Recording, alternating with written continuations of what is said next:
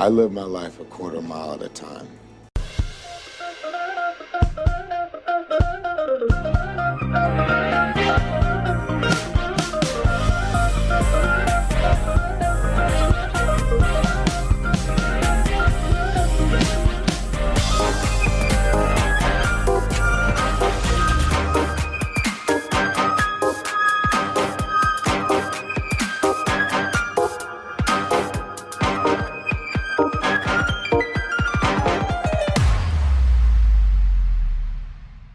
Welcome back to the Quarter Mile Podcast, ladies and gentlemen. You've made it to episode 4. We're so glad you're here. We have a very special guest with us today. This is the first season 2 guest that we've had. Very excited to introduce you to a friend of mine, Dustin Callahan. Dustin, how are we doing? I'm good. How are you guys? Hey, CJ. Hi. I'm doing well. So, Dustin, before we get into talking about Los Bandoleros, am I saying that correctly, gang? Los Bandoleros. Yeah, there you go. Bandoleros. The more I try to say it, the whiter I'm gonna sound. Like my skin will literally turn whiter as slow it down and try. Los Bandoleros. Bandoleros. Slower. Los Bandoleros. There you go. Speed it up, so. There we go. Los Bandoleros. Really good. Perfect. Well, before we get to talking about this life-changingly amazing movie that everyone on Earth should see if they have 20 minutes to kill. At least 20 minutes. Or 21 minutes. Was it 20 more? Okay, yeah, 21 minutes. Just tell us about yourself, man. I call myself a Nashville native. I moved here when I was a year old. Grew up here. Are you a Nashville native? If you moved here when you were 1, you're a native. Right. Yes. I'm not a full unicorn, but I've got the horn. I would definitely give you unicorns. You can go on and call yourself a unicorn. So I grew up one of 5 white kids in the Joe Johnson projects in North Nashville. And when it was time for my sister to go to the same schools, we moved to Williamson County. And I went from being one of 5 white kids to one of 5,000. I'm from Williamson County, and I can attest. I graduated high school with 3 or 4, maybe, if I'm forgetting someone, people of color. Oh, wow. 22. Culture shock. 22. Was that like a big culture shock for you? Oh, big time. You know, I grew up listening to Master P and Nelly and then you started listening to Patty Ingram and then you're hearing Fall Out Boy. Oh yeah, I was just thinking things that I was just like, who? Fall Out Boy, Blink-182, Yellow Card. Who Eminem was, you know, and they were all over that. But I knew who Dr. Dre was, you know. So different world and different culture. So I went to Brentwood High School. Same here. What year did you graduate? 2004. I was 2006. That's fun. I wrestled, played rugby, football, hockey, all of that at Brentwood. And after that, I just kind of meandered through life for a little bit and did over-the-road truck driving. And I've been to 46 of all 50 states. Nice. Yeah. Which ones do you need to go to? So Hawaii and Alaska, obviously, right? Obviously. North Dakota. Now, technically, I drove through it for like 30 minutes, but I don't count that. And then Maine. Every time I've got to load to Maine, I got turned around right at the bridge. Okay. So, well, I know North Dakota has a comedy scene. I know Alaska has a comedy scene, and I know Hawaii has a comedy scene. Alaska? It does, yeah. It has a comedy festival. Alaska's got to have one. Yeah. Hawaii's kind of surprising. Yeah, it's a small comedy scene, but there is a club in Hawaii. The question that everyone wants to know when they listen to this podcast is, what is your relationship with the Fast and Furious? So when the first one came out, I was working at Pep Boys, which is like a car repair, auto shop type place. You were right in there. Cars Like Us, People Love Us type of thing. Yeah, I love it. And so I was stocking shelves and everything. I just got my first car, and then Too Fast, Too Furious came out. And to me, that was the best one of the whole series. Okay. And great answer, CJ. It wasn't a no. It was just a... It's not, but okay. Listen, it is definitely one of the most fun of the series. Yeah. Like, it is happy and is, like, fun. And honestly, our in our poll last year, it did better than I anticipated. I thought it was going to be, for sure, one of the lower ranked ones. And... No. Yeah, it is higher. It's the music. Yep. You go back and listen to the soundtracks from all of them. The second one has the best music. Yeah, it does. You know, and I think that's what did it. Yeah, that's a good point. I do feel like in my social media posting, I've used Active Full so much where actually someone did reach out and like, could you please use different Switch the songs? song up. No, I can't. Let's get into talking about Los Bandoleros. Sure. Let's before we get into the overview and just the random stuff, I'd love to hear just we'll go into more detail, but overall, did you guys like this movie? Did we not like this movie? Where were we at with it? So I loved it. My wife is Dominican, and the whole movie shot in DR. I think it encapsulated like the culture very well. The only thing that was kind of weird was maybe the opening scene with everybody talking in jail. But other than that, Yeah. it was what it looks like. I did not get that opening scene. I mean, I get it. I get what they're saying, but I was like, what does this have to do with the movie? I think it was just about the toughness of life in the DR. Yeah. Oh, okay. Yeah, I it's really a think rough that's- country. It was like set world building, letting you know what was going on there. Like this Yeah. is the grittiness of the ugly side of the DR. And it's actually the pretty side because that's how people grew up. Yeah. That's it. Yeah, I mean, there we go. It was setting the stage because I kept wondering if something they'd said would like come up later, but they were just telling you like this is what it's this like. is what it is. Yes. This is why we do this podcast. Is I watch 20-minute movies and I don't understand them, and you all help me out with it. So thank you for that. Overall, broad strokes. Did you like this movie? Did you not like? Oh no, I loved it. You loved it. Okay. Well, I love hearing that you loved it. I did actually. This little mini banger was fun for me. I like that. This movie was a mini banger. I'm going to do my best to remember to put that in like some of our promotion things. Like, Little mini banger. listen to us talk about this mini banger of a movie. I like that. Yeah. All right. Well, I'm going to be the odd man out. Like, I was bored with it. Like, it was fine. It did to me what it needed to do. But Okay. also, like, I was like, nobody asked for this. I would say it was a little slow for me. Los Bandoleros came out in 2009. This was part of Fast and Furious 4. So this whole movie is leading to the opening credit scenes in Fast 4, Right. which was a train, like a heist where they were breaking out. And then if you remember from the movie, it was all kind of like a flashback. It was setting up the crew. It was showing you Dom and Letty again. It was really focusing on their relationship because then the whole movie is about Letty dying and Dom going out Right. for revenge. So it was all like a big, and then no one was asking the question, what led them to do this train heist? But then Vin Diesel was like, you know what we need? A movie setting up the train heist.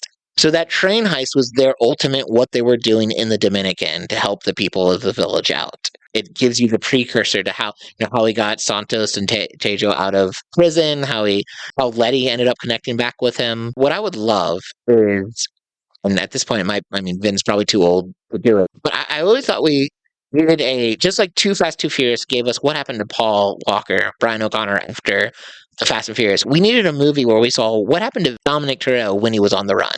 And I think this could have been part of that movie. I think this could have been, he winds up in the Dominican Republic. He meets these people. He gets connected to the point where they're calling him the Godfather. Like, we see all this happening, and maybe it ends that either with that heist scene or leading into that heist scene, and then we're ready for Fast 4. That's where the movie stands in the overall mythology. It didn't come out by itself. It was just part of the DVD of Fast and Furious 4.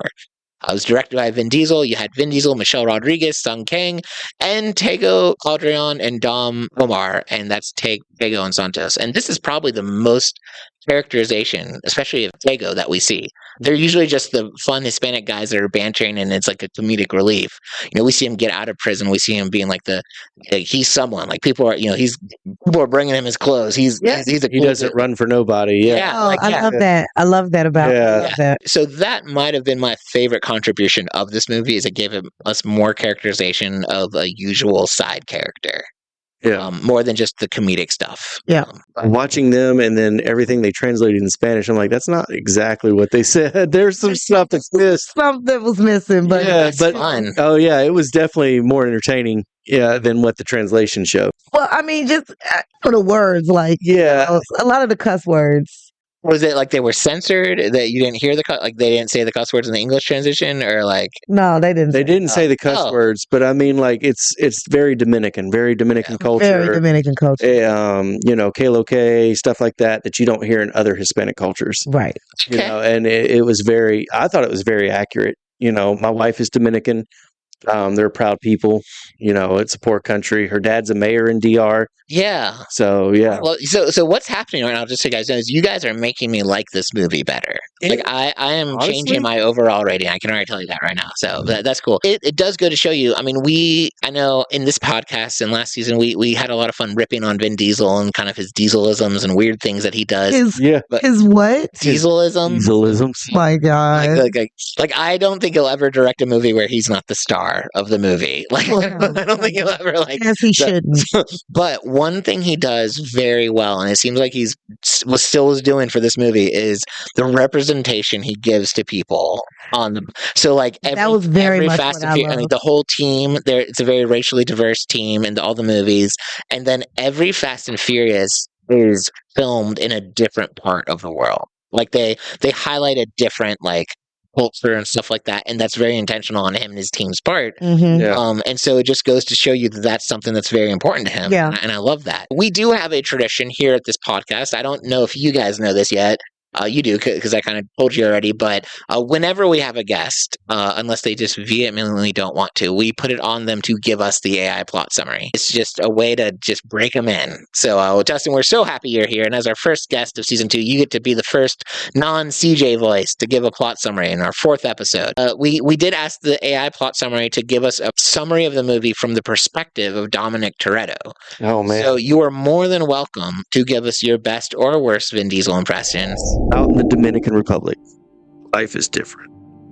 It's a place where you got to make your own rules, and family comes first. So when I got the word of a big score that could help us out, I knew I had to assemble my crew. It's all about getting fuel to the locals who need it. But it's not just about knocking over a convoy and calling it a day. There's a lot more at stake. Familia, loyalty, and showing that we can do good even in our own outlaw ways. Letty's by my side, always holding it down with the fierce spirit. Han's got our backs with his calm demeanor and tactical mind. And there's Santos and Tego, and Maricones, who always keep things interesting. Together we're unstoppable. It all goes down under the cover of night. We're taking precision, speed, and flawless execution. There's nothing like the adrenaline rush of pulling off something like this. Fuel tankers aren't just rolling over, and we face plenty of obstacles, but nothing can stop the team united by a larger purpose. Winning isn't just about completing the mission, it's about sticking together, celebrating our victories, and thinking about what's next. In a world that tries to tear us apart, our bond remains unbreakable. Familia is everything. That was great. Okay. Vocally, I don't know if I heard Vin Diesel, but like hurt-wise, like I heard I felt the Dominic Toretto. I agree with him. Like, yeah, if you and Dominic Toretto had like a Freaky Friday situation and he was speaking as you, that was perfect. I also want to say that plot summary looked so much more interesting to me than the movie. Like that when they were talking about adrenaline rushes, I was like, where was the adrenaline rushing? My adrenaline was there very were some sex scenes and stuff in there. Well, I mean, okay, listen, I can already tell I'm going to get in trouble for this line. There's only one appropriate time in my mind that we should be watching sex scenes on TV. Whenever I'm watching movies and it has awkward sex scenes, I'm always like, who's this for? I get that it's like trying to like, well, they're so in love. Look at how in love they are. But like, weird. I get it. Well, I mean, sex sells, right? But you're right, though. But I am. So when do you think it's necessary? I mean, if you're watching pornography and you don't see a sex scene, you're going to be a little let down. You're going to be like, why did you turn this on? I mean, I would be. Like, you've never heard someone be like, I'm really just here for the plot. Like, I watched the first 10 minutes of every movie, and then that's the only kind of. Anyway, last week when we did Better Luck Tomorrow, I was a little bummed that we didn't get a lot of fan feedback. We didn't get a lot of people say it. Instead, I got to read angry movie reviews, which was fun. Which was fun. But so I kind of thought this would be another dud as far as getting. But I posted it yesterday, and I asked people on Reddit, and boy howdy, did people show up. I'm only reading a few, but if you want to read the rest of the comments, go check us out. If you look at the Fast and Furious subreddit of Reddit, am I using the correct? I don't know if I'm using the correct. Anyway, we post every time we do a movie to get if it relates enough to Fast and Furious, and people have opinions about this movie, and all good. Like I was in the minority because I was hoping everyone would like bash it. It is a movie. It is a movie that exists in God's favorite series. He doesn't get it. He does. He It's doesn't not. get it. So It's a no for him. that's okay. But here's some things that we heard from some of y'all, and just a friendly reminder: we love your feedback. So Please. every week we're posting on what movies we're about to review. Drop a shit. Let us know what you think. It might show up in the podcast, or at the very least, we could have an online discussion about it. Yep. Now people are like, I don't want to post it. I don't want them to talk to me. But also we have polls going on. Help us figure out which movie celebrity we're going to be focusing on next season. And here's some feedback people gave us on Reddit. So Trini Boy 123 said, a little boring, but it was cool to give more backstory on his life in the DR. Wait, his name was Trudy Boy? Trini Boy. Trini. So that's his username. I don't know if that's his real name. Look, maybe he's Trinidadian. Oh, okay. Yeah. It's Trini. Winterfell 11. Sounds like a great D&D character. Right. He said, it was excellent. Slow, ground. It portrayed the best Dom and Letty. Good chemistry. Okay. Yeah, it was good chemistry. It was definitely good chemistry. So I will say, I feel like one of the ways Fast and Furious sometimes misses marks is with all the love stories, but Dom and Letty is the only one that works. Classic. That one is Yeah. good. And we do get that this is very heavy for this. And in later movies, they do allude to, this is where they got married. They do flashbacks to this 20-minute movie. Yep. It makes a lot more sense because I actually hadn't seen this 20-minute thing until I've been holding off on watching it before I had to. And so, anyway. Yeah. I like this one. This is from Jay. It's either Jay Drawers, like your drawers, or it's Jay Drawler. It's in the J. I'm going with draws. I like draws, though. I like Jay Draws. Yeah, I'm going with J draws. Let us know. Correct us if we're wrong, or make it your new identity. Anyway, this is what J Drawl says. I think this one actually is pretty charming. How it goes into more detail about the characters and what happened before the movie started. This is talking about 4. But also, it makes me wonder what Vin Diesel was thinking when he wrote, and then she straddled me. Dom. Oh, yeah. There's that car scene where they get really into it. That must have Yeah. been so hard for Dom to act in. That must have been a rough scene for Vin Diesel. I was wondering how he was driving. Slowly. Yeah.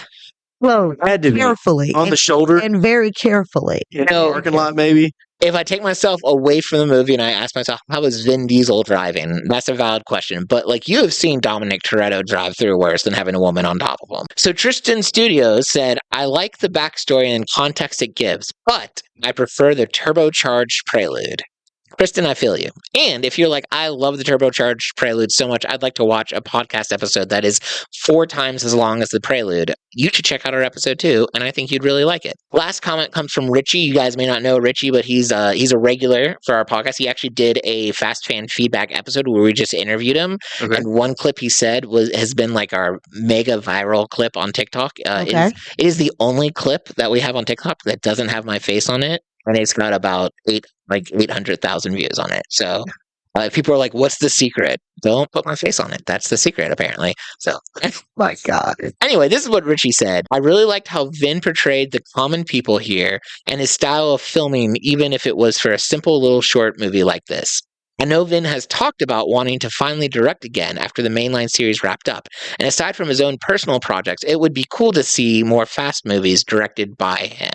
Absolutely. More like little 20-minute things. Yeah. I definitely say he did touch something. He touched a spirit within in that movie that I like. I would love to hear more about that. I think it was honestly it started with the jail scene. Mhm. And I think it was because a lot of people they already look at the DR as a hard place, a hard place to visit, a hard place to live. But he's telling you yeah, it is. But here's the reason why. And this is what we have to fight for. And this is who we are. And especially when they're walking and when they're together, when the man is walking and he's yelling at the kids, it's just it's family. It's everyone there is family. No matter who you are, it's everyone there is family because you're all going through the same thing. That makes a lot of sense. Yeah. We've already gotten to a little bit, but this is the place now where we can talk about our opinions. What do we thought? How do we like the movie? What are things that stood out to us? I liked it. I honestly loved it. I loved everything about it. Especially, I loved how he tried to speak Spanish. and it just did not go over very well. It was so cute how Yeah. he did it. He did his best, and they were. I really love how he really put the locals. Like he was like, "Nah, we're not getting actors. We're actually getting real Yeah. locals Yeah. here to give it that authenticity." So I mean, I could just go on and on. I honestly liked it. I loved it. That's awesome. Yeah, I loved it as well. My wife and I watched it together just recently, and she had never seen it before, and I saw it a long time ago. And we're watching it, and both of us thought the same thing. It was authentic. This is what it really looks like. Yeah. The arguing between the two characters that most Yeah. people would probably say, "Oh, they're annoying," or "Oh, they're background characters." That's a DR family. Yep. I mean, it's just constant, loud back and forth, fighting over nothing. Nothing. Absolutely nothing, and just arguing the whole time, and happy.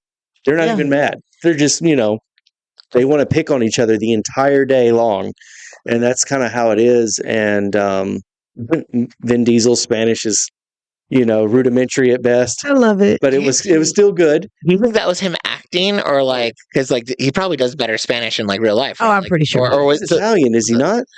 I think he's got Italian He roots. is Italian, I thought he was. or maybe he is like some kind of like Dominican Hispanic. Is he not black? His last name's Sinclair. He's mixed though. He's definitely Italian. he's definitely like a multiple things. In fact, he has a documentary where he talks about the experience he's had as being like a biracial actor and how sometimes he's been able to play any part, but sometimes he's been like not given Oh. work. Like, Yeah, I think he's half black, half Italian. which side note, Yeah. Vin Diesel is one of the actors in our poll for season 3. So if you're like, man, I would love for them to do more movies about Vin Diesel, including the documentary about his race, give us a Vin Diesel vote. You can just tell, is it Vin Diesel, Paul Walker, Michelle Rodriguez, or Spy Racers? The TV show. The TV show. Which it's very random, but I wanted to throw in something in case someone was like, I hate all those people. Give me something different. So, But no, yeah, I loved it. The scene where he comes in, and he's talking to his aunt about cooking and how Oh, that was one of my it's hot all the time there. Yeah. I mean, miserably hot. And Yeah. the women Yeah. slave away over the stove. Kids are in the kitchen. They want them gone. Yeah. I thought it was spot on. I mean, okay, well, all of the notes I brought up to bring up is going to sound so pessimistic to you guys. So, are we not going to address the fact that right before they got married, Lenny was like, "You're hanging out with 2 other women." He was making out with ladies, and he showed up, and she was just like, "Well, that's dumb," which it is a reference to the first movie where when she walks into the house party, she sees him with other women. So apparently this is a thing Dominic Toretto does a lot, and she's like, "I smell skanks, get away." yeah, And she's then they- made peace with yeah, she's accepted him for his Yeah. and then literally she sees him with 2 other women. She literally left Mexico / LA to find her man, Mhm. and the minute she sees him at the DR, what is he doing? He with 2 other women. He's with 2 other women. But see, if he'd married a Dominican woman, she'd have murdered him right there. Yeah. Oh no, absolutely. He, But that are we cool with this No. dynamic? No, hell no. no. That was probably one of my favorite scenes, especially when she said, "I don't want to taste their saliva." Like, Yeah. yeah. But let's go get married. Let's go get married, though. She's accepted it, but she doesn't like it. Well, I think that she knows that that's just unfortunately, who he is. And if I want to be happy, I have to accept him like this. oh, that's nice. But could any of us? Oh, I no, could not. No. No, Nope. I couldn't. I don't share. Letty is a better person than we'll ever be. No.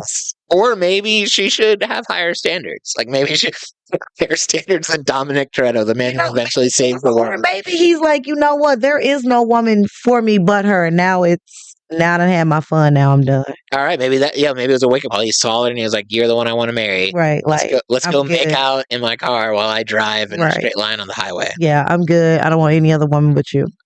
You know what's funny? One of my notes, I literally wrote WTF with that opening scene, and you guys answered that already. It's like, Yeah. that's a beautiful scene that I did not appreciate. I watched through this twice to see if I missed anything, and I did a lot. So, okay, here's another thing that I would have loved to see more of, because going into before I'd actually seen Los Bandoleros, Much better. we're getting Yeah, all you're right. getting there. We're getting there. I saw my skin get less white when I say it. Going into it, a lot of times people will tell you this is like the origin story of the relationship between Dominic Toretto and Han. And so I was kind of excited to see how these two guys met. That's not, they already knew each other in the movie. He's coming to help him with the job, but he says, I helped you in Mexico, which is also the second reference to Mexico. Right. Letty, well, it came earlier, but like Letty also said, like, last time I saw you was in Mexico. A little 20-minute movie about what happened in Mexico. Now that is true. Yeah. Because Han said it to the other girl, like, he was telling her something about, like, yeah, I was helping them down in Mexico. I know him from Mexico. Yeah, like, what happened in Mexico? We need a Los Bandoleros prequel. The second half of the fourth movie was in Mexico. Yeah. And I felt like they should have stayed in DR for the third one and then did a whole different movie for Mexico. Yeah, absolutely. There was plenty still left on the table for DR. It does make sense just knowing that side tangent that when he gets to Mexico and everyone's on his side helping him out. Like, because when we reviewed the Fast Five, which happened in Mexico, we were like, how does everyone know him in Mexico? What? Why? He's a legend down there. He's a legend. Yeah. He is, and there's a story there. My critique is Fast and Furious has never given us that story. Vin Diesel, if you're watching this, if you're listening to this, we need I guess it would be a Fast and Furious 3.5. Would it be a 3.5? So, 3.5? Or it could debatably be a 1.5. But what it is we're seeing what happens with Dominic Toretto after he has to leave LA. That's right. What happens in Mexico? How'd you meet Han? Like, these are the questions. Han's left Tokyo. Yeah. Well, he hasn't made it to Tokyo. Tokyo happens after Fast 6. Tokyo Drift is actually a 7th movie in the series. It's how they were able to justify bringing the character of Han back. Oh, see, I misunderstood that altogether. Oh, yeah. That was like the big... I thought Han had to leave after everything in Tokyo Drift. So the end of Tokyo Drift, he's dead. Full dead. Right. But the actor was so well liked by the director. They had such a good relationship. They wanted him in 4, mostly in 5, but they wanted him in 4. And so what they did to justify bringing him back was they said 3 happens later. And then they kind of don't address it till the end of 6. And then you see the scene where he dies as the post-credit scene in 6. And then you see the guy who killed him, who's Jason Statham's character, Deckard Shaw. And then 7 is all about Han died, now let's go get the guy that killed him. Side note, 9 comes around, Fast 9. Turns out Han wasn't dead, and it was all conspiracy because the internet went crazy that he died for a second time. And they're like, we want him back. So this actor literally has been killed off 3 times. That's what's Putin of Fast and the Furious. That's what I'm saying. Right. This motherfucker won't die. But yeah, I would have loved to see what he did to become the Godfather, what Dominic Toretto became Godfather. And then... He is referenced as the Godfather. Yeah. And I would love to see where Han and Dom actually met. I was hoping we'd see more of that, and we didn't, and that's fine. But overall, this movie seemed to have 2 overall purposes up for the plot of the Fast and Furious. But I do think you guys hit on an incredible purpose of the movie, which was showing us Dominican culture. Like that's not something I knew until we had this conversation. But that definitely seems like a big point of this movie. And knowing what we know about Vin Diesel, probably a big point of why he made the movie. But the 2 things that this did for Fast and Furious was it set up that heist scene at the beginning of Fast 4. And then it also kind of further developed and add emphasis to Letty and Dom's loving relationship. It added kind of character development to their relationship. Because in most of the other movies, you just see them doing it. You just see him motorboating her. You just see them touching each other's scars and saying weird things. Yeah. And in this one, they get married. They have intimate moments. They have a loving, intimate moment. Yeah. I do like this movie better after you guys afterwards. See, this is why we talk about movies. That's the beauty of this is you all are able to see and notice things that I didn't, and you can share it. And then now I have a deeper appreciation for it. So I appreciate that. So, any other thoughts or opinions or things about Los Bandoleros? No, I think we covered it. Okay, we put more time into this movie than the actual movie itself. Yeah, that's what podcasts are known for. Okay, so this is our Too Fast, Too Furious movie rating. We're all going to be able to share our ratings here. Here's what, just for anyone who's listening for the first time, if we give it a too fast rating, that means we loved it. Our life is better because of it. It was awesome. We give it a fast rating, that means we liked it. It was a good movie. We give it a furious movie, that can either mean like we didn't like it, or maybe it's like a meh, whatever. You could take it or leave it. And then if you give it a too furious rating, that is straight up, I did not like it. My life is not better because my life is worse because of this movie. Like, it is the lowest form of lack of enjoyment for a movie. So, does anyone want to get us started with their Too Fast, Too Furious rating? Let the guests go. Yeah, I'm going to go too fast. Okay. I mean, the Dominican culture is just underrepresented, and they're fascinating. They're very loving, very cool, and I thought it was great that they did the movie there. Yeah. And I thought they picked up on the culture, so I loved it for that. Okay. Yeah. Very cool. I am also going to give it a too fast. I really did love it. I loved everything about it. I love how it started off. I love the explanation of the bandoleros. I loved them actually because I love speaking in Spanish. I don't know. I love when Letty got there and was like, "What's up? Come on, you mind? Let's go. I don't care about them women." Okay. I love it. Yeah. I love she took her man back. It was funny. She didn't even give him like an option or like a, hey, do you really want this? She was like, it almost like it didn't even matter. Like, she's like, I don't know. It doesn't matter what you want. This is what's happening. This is what's happening. So, yeah. But it does go to show you like their relationship. I mean, they've known each other since they were kids. They grew up each other. Like the level of like, that's how well they know each other or Yeah. whatever. I would only add like, so maybe don't cheat on her all the time. Like maybe don't. But I guess if she's cool with it, you know. I mean, I don't even know if he was cheating on her because was he with her at that time? No, I guess not. Yeah, guess. they technically they were. Yeah, you're right. He was just a man on the He run. was just a man doing his The moment she was back, it was like no one else in the no room one else existed. mattered. Okay, that is a good way to look at it. Like, he got up, it was over. You know. Yeah. It wasn't like, I'll be lady. back. Sorry, girls. Nothing. It was straight up like, And Letty was so scary. Neither of those women had a problem. Yeah, they no, were like, they were like, absolutely you good. Yes. All right. So I came into this thinking I was going to give it a furious rating. My first furious rating of the series of this, podcast. I'm gonna give it fast. I'm gonna give it. You all have given me more appreciation for this movie, so I do appreciate it. I like. It seems like what you both said seems probably to be my favorite part too. The highlighting of the Dominican culture is awesome. it is. And then, anytime you can develop any of the characters and add to the story of Yeah. Fast and Furious, I'm a fan of. Here's the problem. It's my turn to do Drew's best bits. Okay. And my 3 scenes suck with the knowledge of what I know now. Well, Let's hear them anyway. So we're gonna act like this is the prequel to this to this podcast episode. So these were the 3 scenes that I thought added nothing to the movie, Gotcha. and you have to pick the one that I guess I thought added the least, or the one that I thought was the most out of place. okay. Okay. Right. These are the 3 most unforgettable scenes.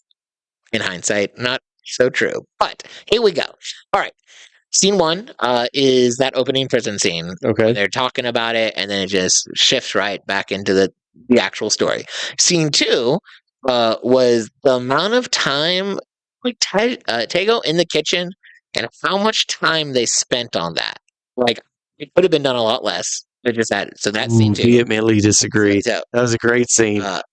and then scene 3 is when it was, I think it was Santos who was talking to his mother the whole time. Uh-huh. Like the first time I watched that, I was like, this is going to play into something with the plot. And it did. It went not. nowhere. So it was not. So those are my 3 scenes, and you're picking which one do I think added the least to the overall plot. And for Flint, I did after our conversation, I have changed my answer. Okay. What was your second one? So the second one was when he was in the kitchen, Tejo, Getting the suit, and getting all that. getting everything. He was like coming back from out of prison. That's my answer. Okay. You think that's the least For him. Yes. Yeah. for him? Yes. Okay. I got to go with the first one, the prison part. Okay. Because even for me, I felt like this could be summed up quicker. It could be wrapped up a lot sooner. Okay. Okay. Well, Your answer is correct. Before we talked about it, it was going to be the one where he's talking to his mom, and I was like, "What's this?" That was to me but I after you hearing kind of how you guys talk about that's like culture, that kind of made it more important to me. So then I changed my answer to. Although I think in hindsight, I think all three kind of added to the overall 20-minute movie. It does, yeah. I had to pick like the least, and that's what I went with.